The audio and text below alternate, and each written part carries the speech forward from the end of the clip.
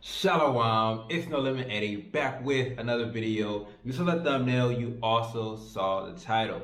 So, the mayor of New York, I believe they call him Mayor Adams, is now thinking about paying and is now asking residents of New York City, homeowners, landlords, to open up their properties to house illegal immigrants. Now, I'm going to be reacting to a video that I saw here on Fox Business and giving you guys my take. Why is my take even important, right? Like, that may be a question in your head. My name is Eddie. I am a 23-year-old American who lives abroad full time. So I live outside of America, currently filming this from my apartment here in Egypt. And, I didn't live in New York, but I lived in the New York of the West Coast, which is California, okay? And in particular, Los Angeles, one of the craziest liberal cities probably in the world outside of New York. They kind of go hand in hand. And so I saw the influx of immigrants coming over from the border to the south. I saw the increase of Hispanics, dominating neighborhoods. I saw how they changed literally the demographics in my lifetime. I left America at 21. So I really saw this from from birth all the way to I would say 18 is when I saw a major change in just demographics in my city, right? And so with that being said, I'm going to go ahead and get into the reaction. From Gothamist, as of January 8th this year, there are 67,880 homeless children and adults who are not illegal aliens or migrants on the streets of New York City. Now, all right, now you just saw that clip, right? This is my first reaction. How are we coming up with hundreds of millions, billions of dollars to help out migrants when we still have so many issues in our own communities? Right? How is it that America and New York and these people can come up with millions and millions of dollars and billions of dollars to help out people in Ukraine, people in these other countries, but when it comes to their own citizens, people that actually live in New York, the taxpayers of New York, how is it that somehow they cannot find the funds to help those guys out, right? And so this just in the biblical reference of, pull the log out of your own eye before you worry about pulling a splinter out of your brother's eye. And so you have to first help yourself before you can help somebody else, right? At least that's my belief. And I believe personally that what they're doing has no benefit to the average everyday American, right? The average everyday American does not benefit from an influx of immigrants. There's no tangible benefit you can point to and say, see, having all these immigrants helps us with this or with this or with that. There's nothing that people can point out to say why we should be taking our tax money. Even me, as an American who lives abroad, who travels abroad, I still every year have to file taxes, right? I still every year have to, tell Uncle Sam, here's the revenue that I made, right? As a business owner, here's the self-employment tax, here's that, right? I still have to do those things. And so it still concerns even me, but luckily I don't have to deal with the effects and ramifications of living inside of America, but I still am obligated to file taxes every year. The second is, earlier in the video they talked about they declared this a state of emergency. And I believe that state of emergency is really just give whoever's in charge, I think a mosque is going off, but the state of emergency just gives whoever's in charge of the country, or the city, the country, whatever demographic is called in a state of emergency, authoritative powers, right? It gives them more powers to do things that normally they couldn't do. And so now we just call it a state of emergency for anything. Oh, Manhattan's black, state of emergency, right? And it's this state of emergency is just going to become a regular thing to where they can bypass or override legislation and policies that are meant to check their powers, right? Because what makes a state of emergency, to be honest with you guys, right? But now we've gotten used to this living under a state of emergency. It's just normal everyday activities.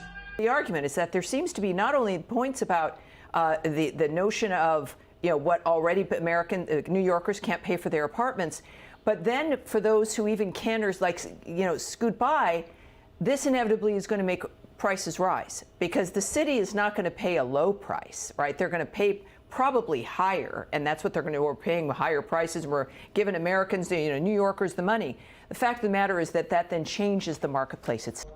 All right, now this is fundamental, right? Because you have to understand what dictates price is supply and demand. So if there is, the immigrants are not adding to the supply. They're not adding to the supply of items. They're not starting farms that are going to bring you more eggs. They're not importing gas from different countries that are going to increase the supply of gas. But they are now actually increasing the demand. Why? Because they're going to compete for the exact same resources. So now the resources, the supply has not increased, yet the demand is increasing. So there has not been new construction in New York to accommodate this influx of immigration. This is why they're housing them. I just did a video yesterday in hotels. Over 50% of all hotels in New York are filled with immigrants, illegal immigrants, by the way. And so why is that? Well, there is so much already just from Americans. There's so much demand on a New York housing supply. Now we're increasing our demand on a New York housing supply by bringing in boatloads and truckloads and plane loads of illegal immigrants. What does that mean? Well, more demand for the exact same supply means increased pricing.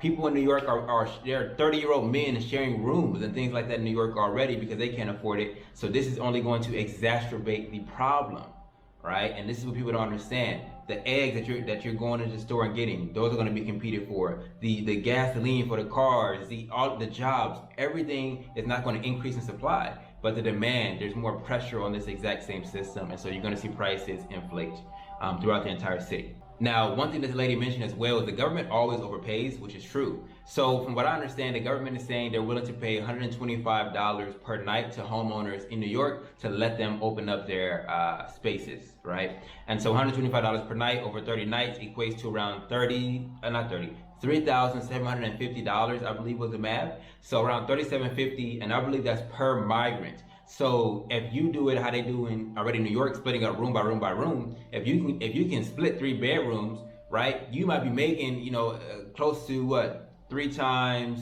3, 9, 10K. You know what I mean? Over that, because it's almost 4K each room. So basically 4 times 3, almost 12 grand. You know what I mean? For your house. And they're going to more than likely, I think we'll talk about this in the next clip, but they're going to more than likely prioritize renting out to illegal immigrants more than they will American citizens. Why? Well, because if the government is going to pay for the housing, we know the government pays its debts, always pays its debts, and they always overpay.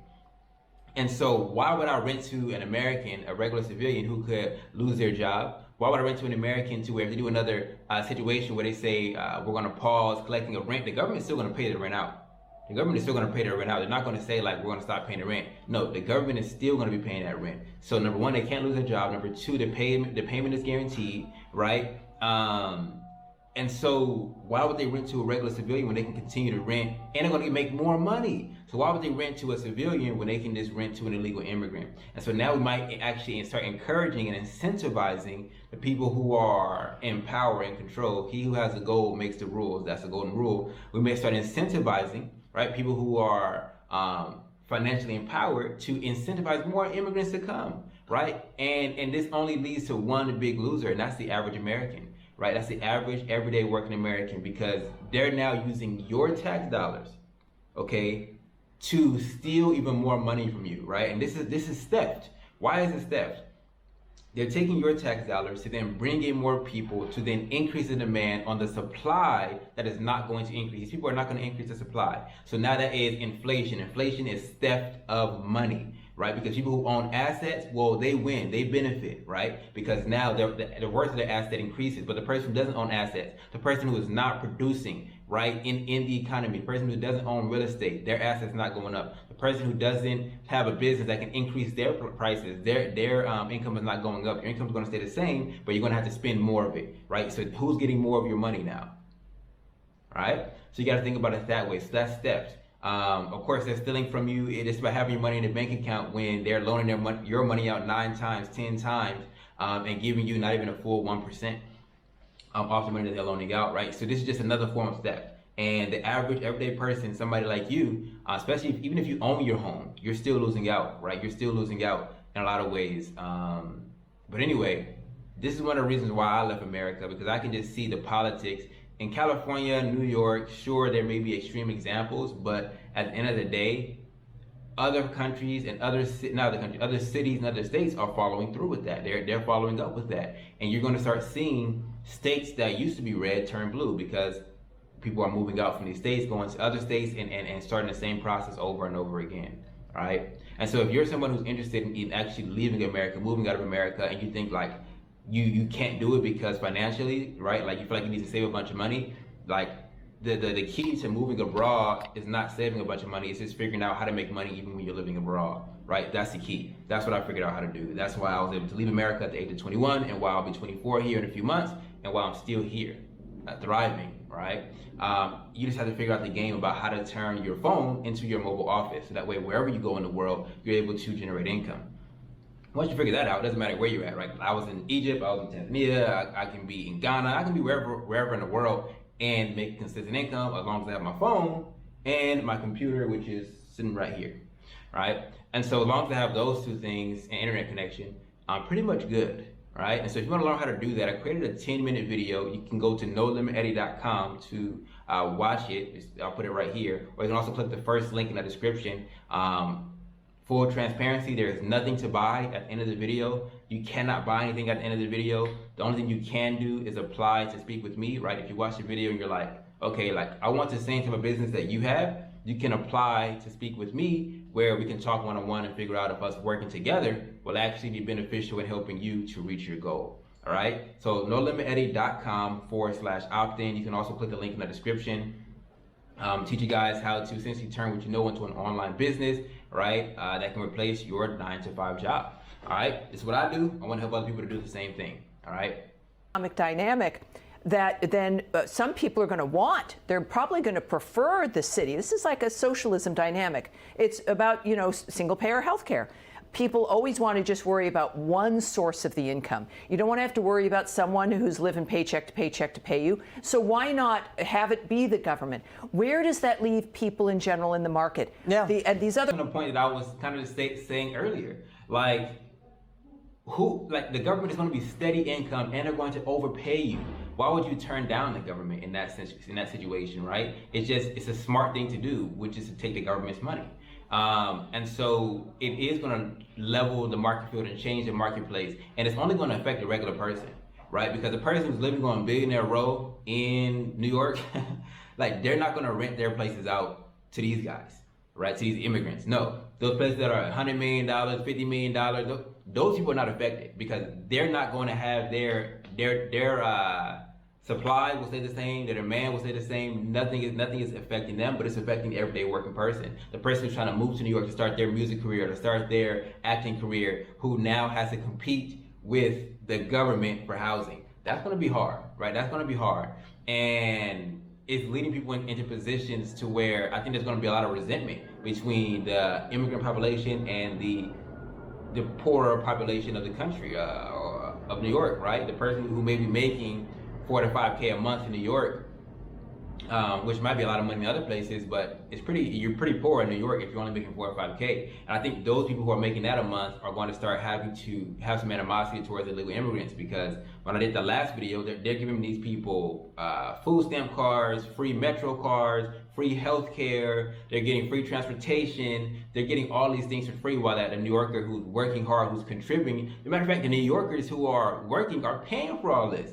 Right? And so I think there's going to be some level of resentment, which might result in maybe riots, maybe protests, maybe, you know, a little confrontation back and forth. Maybe it increases beyond just verbal. Who knows? Right? But I don't think it's a recipe for success. This will happen, you vote that. I truly feel that it doesn't matter who you have in place, what they want to occur will occur.